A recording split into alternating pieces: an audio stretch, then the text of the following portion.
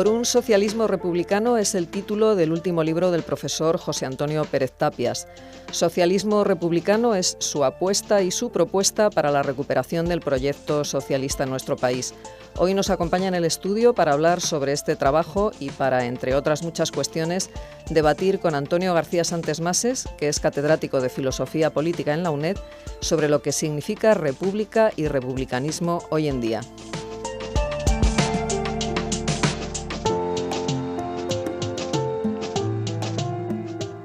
Buenos días, tenemos hoy con nosotros al profesor Pérez Tapias, que ya nos ha acompañado en otras ocasiones en este programa de la Facultad de Filosofía de la UNED. El profesor Pérez Tapias es decano de la Facultad de Filosofía de Granada, ayer de Filosofía y Letras, ¿verdad? Exactamente. No es como aquí de Filosofía.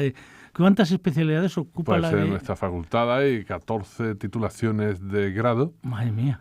Y aún hay más de posgrado, 17 titulaciones de posgrado. Y además en una ciudad como Granada. Sí, claro. Eso pesa, ¿eh? Pesa, con Fernando de los Ríos, con García Lorca, sí, con sí. Falla. Tenemos buena tradición. Tiene toda una tradición ahí, ¿no? La Sí, tradición sí. es una tradición fuerte. Bueno, vamos a ver. El profesor Pérez Tapias acaba de sacar un libro en estos últimos meses por un socialismo republicano, publicado precisamente por la editorial de la Universidad de Granada. Así es. El subtítulo es Análisis y propuestas para una democracia radical. El libro tiene distintos trabajos, distintos capítulos, pero por mor de intentar ver los temas que pueden ser de más interés desde el punto de vista filosófico, pues había pensado yo en tratar 4 grandes problemas. El primer problema es un debate con el que casi empieza el libro de José Antonio Pérez Tapias con Jacques Rancière, y es interesante porque está todo este debate sobre qué entender por república, qué entender por republicanismo, y sobre todo cuál es la diferencia entre el contexto francés y el contexto español. Es decir, como sabemos, y además José Antonio Pérez Tapias se lo ha trabajado al trabajar el tema de la laicidad en distintos estudios, hay en Francia todo un debate que en ocasiones está soterrado, que en ocasiones se incrementa cuando hay campañas electorales, que desde luego aparece con toda su intensidad cuando hay algún atentado de tipo terrorista, como ocurrió con la revista satírica en enero de 2015. Entonces, en ese momento siempre se plantea el problema: ¿qué ha pasado? ¿Por qué algo tan importante como la laicidad, como la república, funcionaba? ¿Por qué ha dejado de funcionar? ¿Por qué de pronto la escuela republicana no cumple la misma función de integración? ¿Es un combate el que se da contra la república? ¿Tendríamos que tener un modelo más multicultural? ¿Cómo hacernos cargo de este mundo donde hay individualismo, donde hay comunitarismo por otro lado? ¿Cómo tendría el republicanismo que hacerse cargo de todos esos problemas?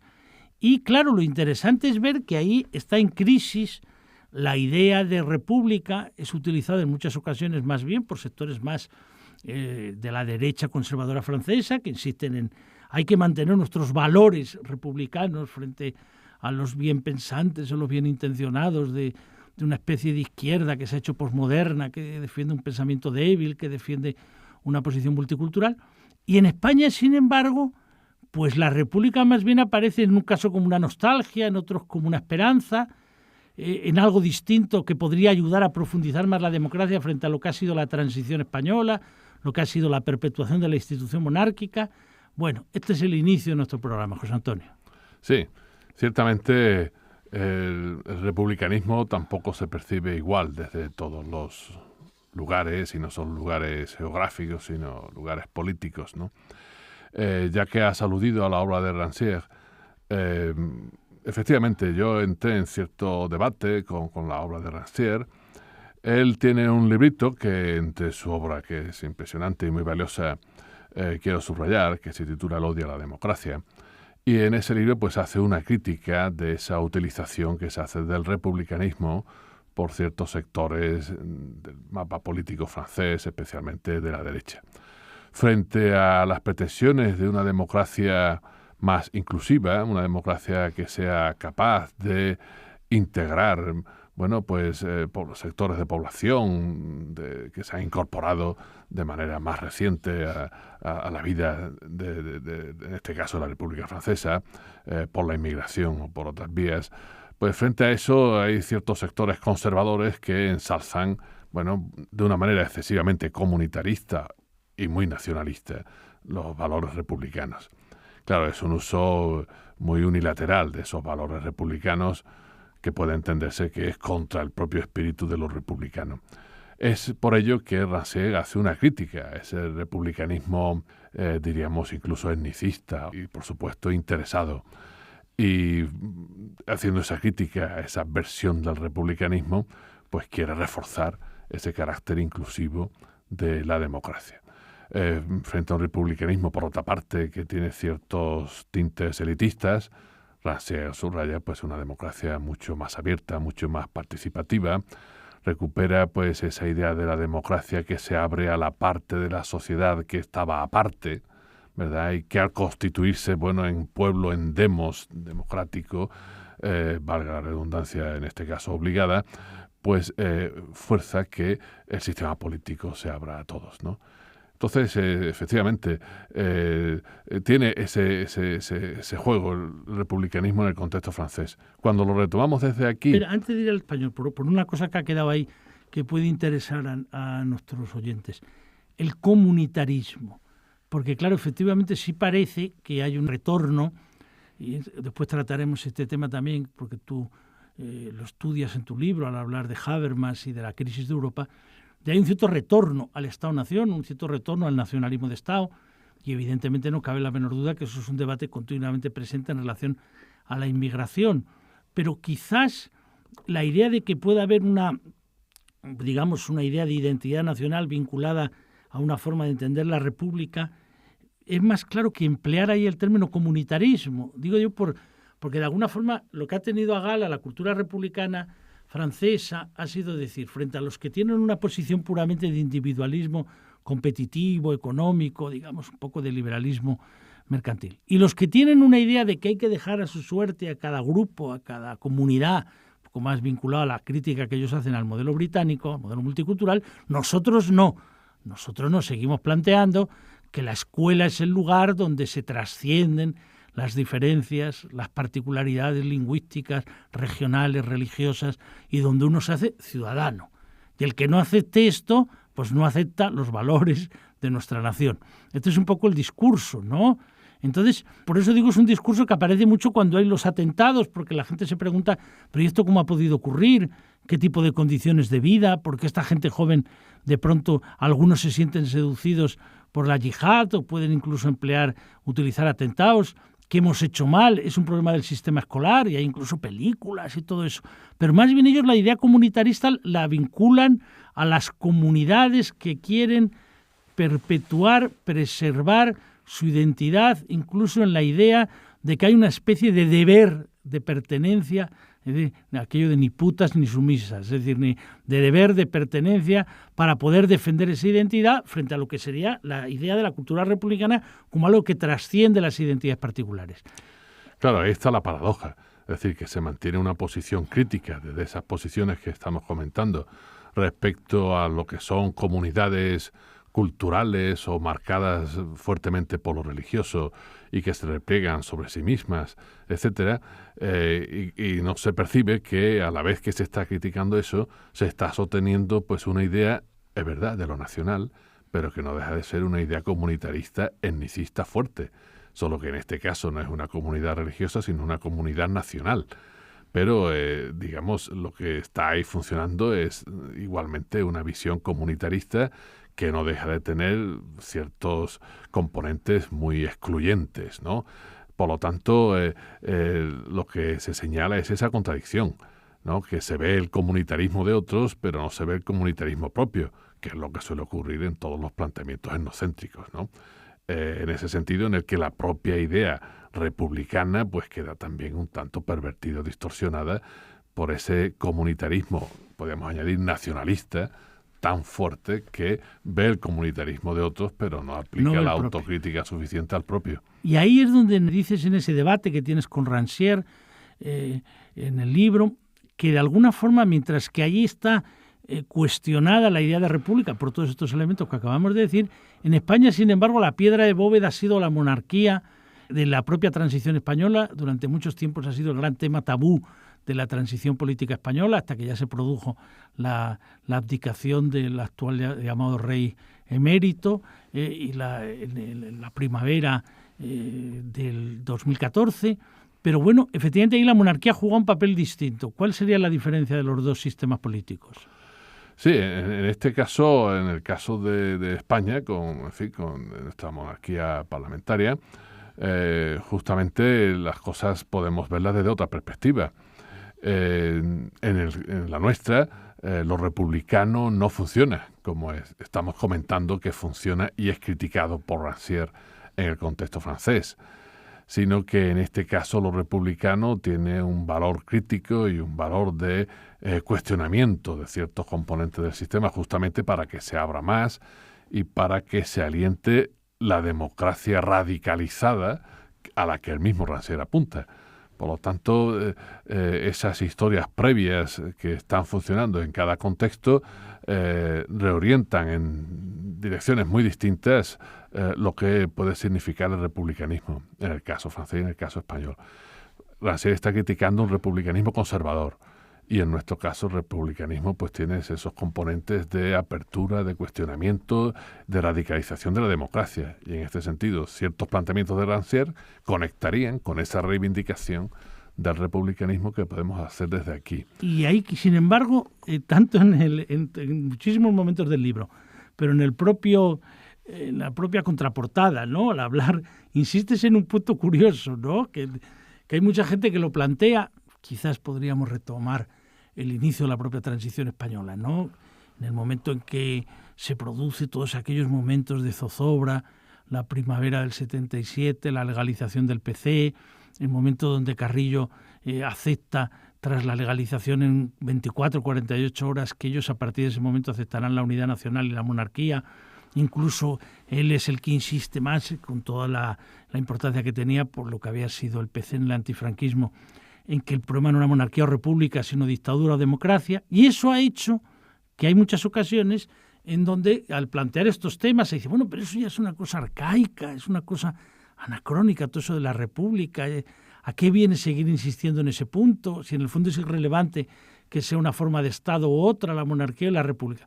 ¿Por qué en ti hay la idea de que, digamos, recuperar esa memoria republicana es recuperar una parte de nuestra identidad, que incluso en ocasiones, en páginas muy bellas, al hablar de tu experiencia de México, la experiencia del exilio, al hablar de Villoro, de Sánchez Vázquez, de otros, lo recuerdas, ¿no? ¿Por qué en tu caso tú sí que insistes en que no es un problema puramente de ornamento para un proyecto político, sino que puede ser o debe ser constitutivo? Sí, por distintas razones. En primer lugar, hay una cuestión que tenemos ahora muy, muy viva en el debate político de nuestra realidad social, ¿no? Y es, digamos, el anhelo de una democracia que sea más efectivamente participativa. Y eso está presente, bueno, pues en el debate de los partidos, en los nuevos movimientos sociales, en lo que emergió del 15M, en los partidos emergentes, en las medidas que se van planteando para reactivar desde la vida parlamentaria, reformar las leyes electorales y dar paso a nuevas formas de participación política. Pues bien, la idea de una democracia participativa es una idea profundamente republicana, ¿no?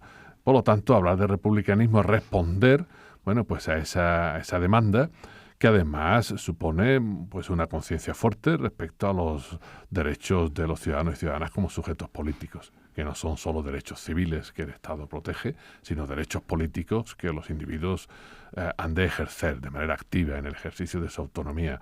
Bien, esos son elementos nucleares del republicanismo que implica ese concepto de ciudadanía. Por lo tanto, hablar de republicanismo no es algo fuera de lugar ni anacrónico, sino que estamos respondiendo a una demanda muy viva en estos momentos en relación a unas democracias que tienen que regenerarse a sí mismas por muchos motivos.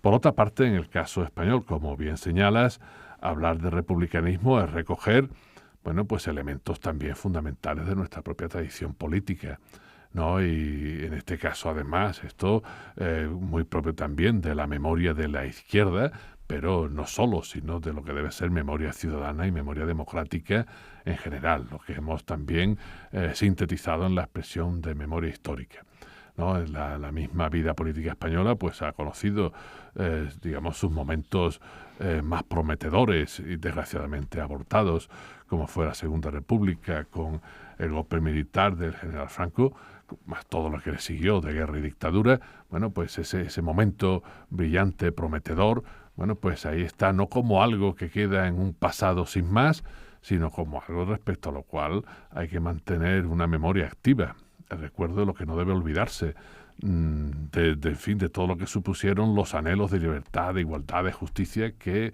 puso en marcha ese proyecto republicano, ¿verdad? Y bueno, pues todo lo que vino después, que supuso por otra parte pues muchas víctimas, ¿verdad? Masacradas, fusiladas, o que murieron en distintos frentes, o que tuvieron que exiliarse, ¿verdad?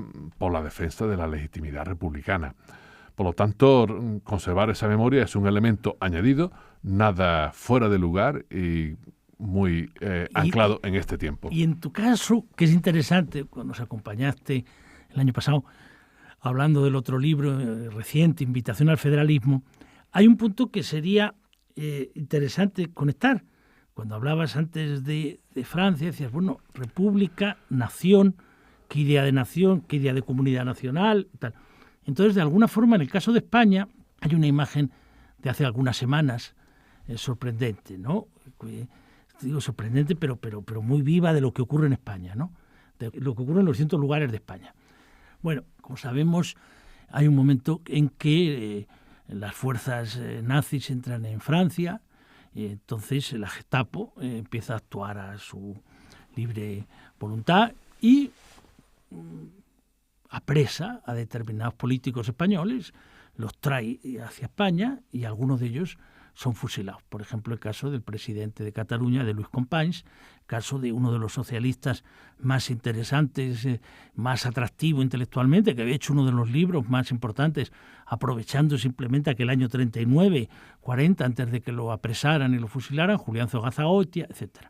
Entonces uno dice, vamos a ver, memoria republicana, ¿de qué nación? Porque claro, la diferencia es ver al presidente de la Generalitat, a la alcaldesa de la ciudad, a la presidenta del Parlamento yendo a poner flores a Companys, de lo que es el recuerdo de Zugazagoitia, que uno dice, ¿quién le pone flores al pobre Zugazagoitia? Es decir, digamos que es abismal la diferencia entre cómo incardinado en un proyecto nacionalista vinculado a una lectura de la historia de Cataluña, no solo de lo que fue Companys, sino de lo que fue en 1713, de lo que fue en 1714, o en lo que fue en 1640, o lo que fue todos los distintos avatares, desde los Austrias a los Borbones, y lo que ha sido un poco todo ese proceso.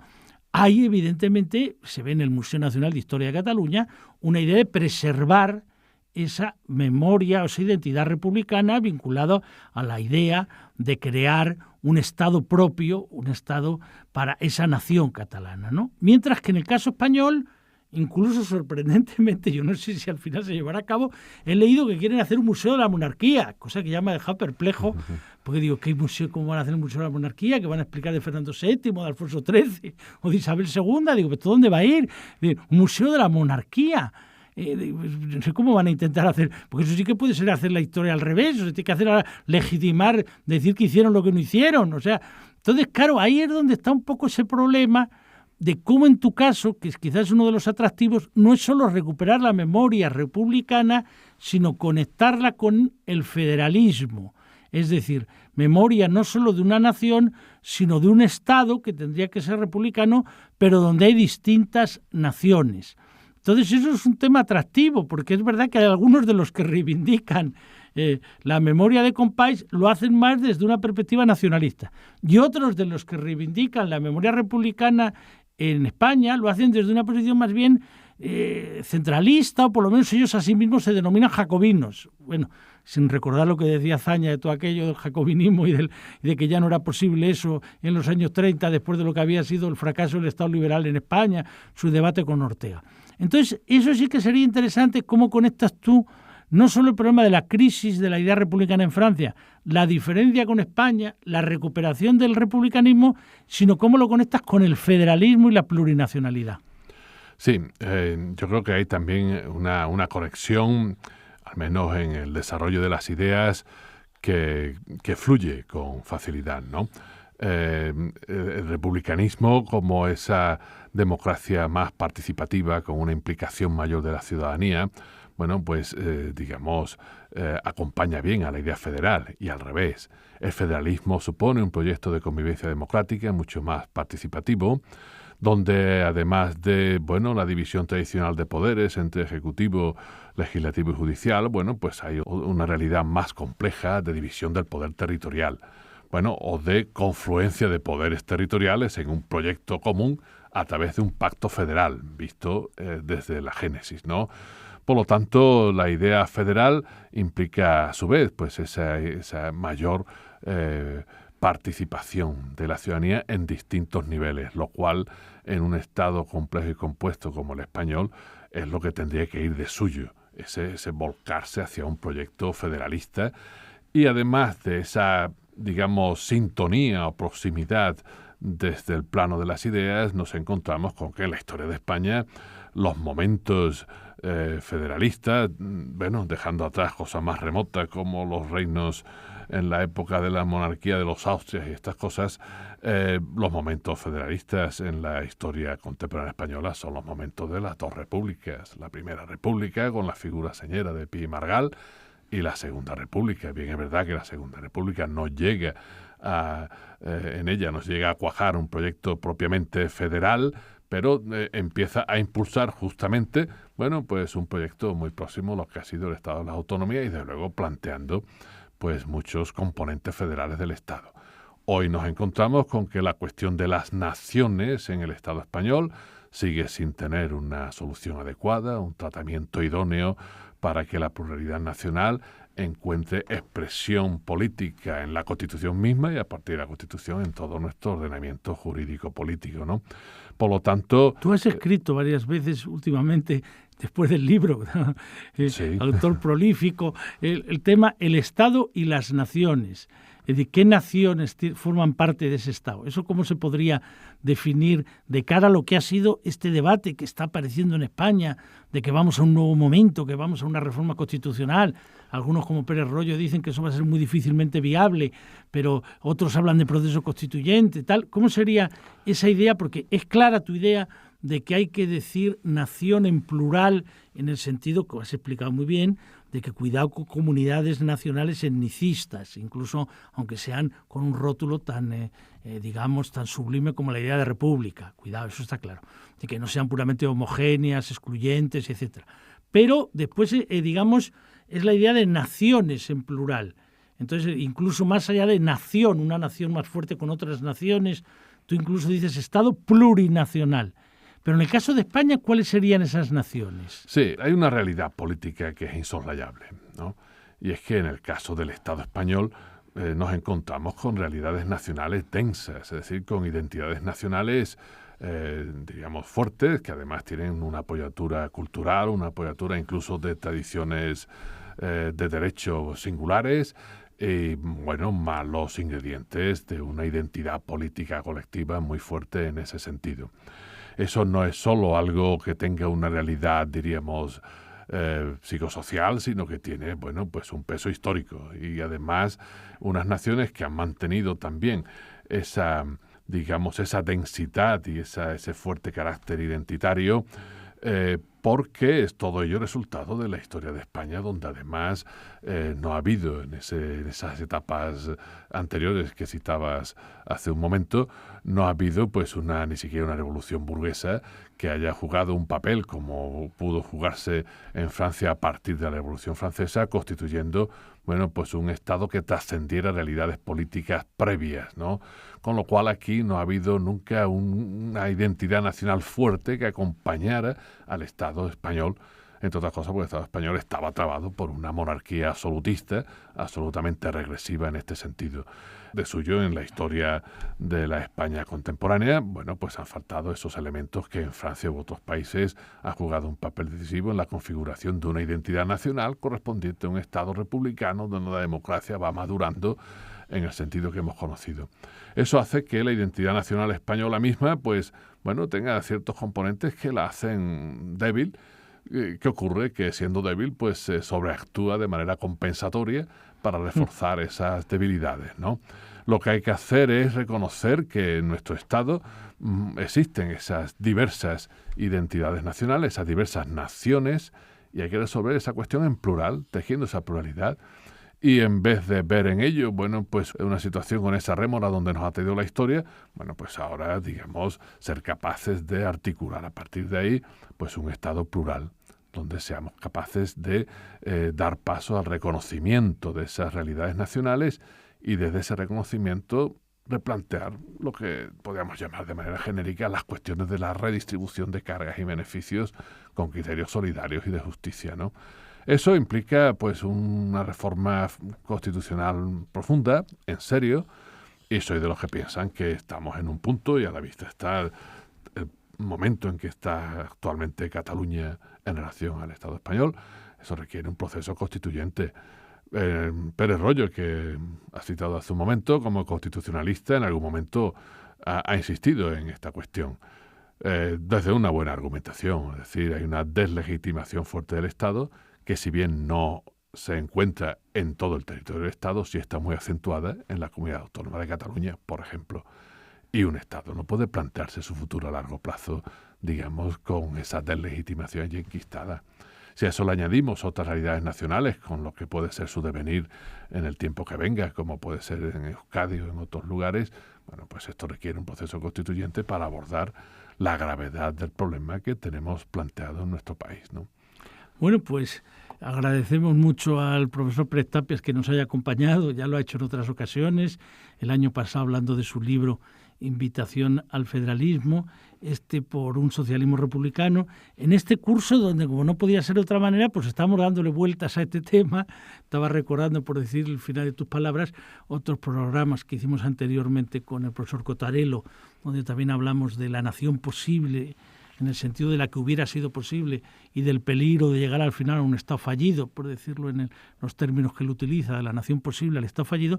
Y recordaba también, entre las cosas interesantes, una reflexión del profesor González Casanova en un libro reciente sobre el tema del federalismo, donde él dice, bueno, más que el nacionalismo catalán consiga un Estado propio, habría que lograr entre todos que hubiera en España un Estado apropiado, es decir, que recogiera y tejiera esa pluralidad. Bueno, de cara a ese esfuerzo de tejer la pluralidad, de redistribuir las cargas y de poder seguir viviendo juntos, pues el libro del profesor Pérez Tapias, Por un socialismo republicano, análisis y propuestas para una democracia radical, puede ser un buen acompañante. Nada más y muchas gracias. Muchas gracias.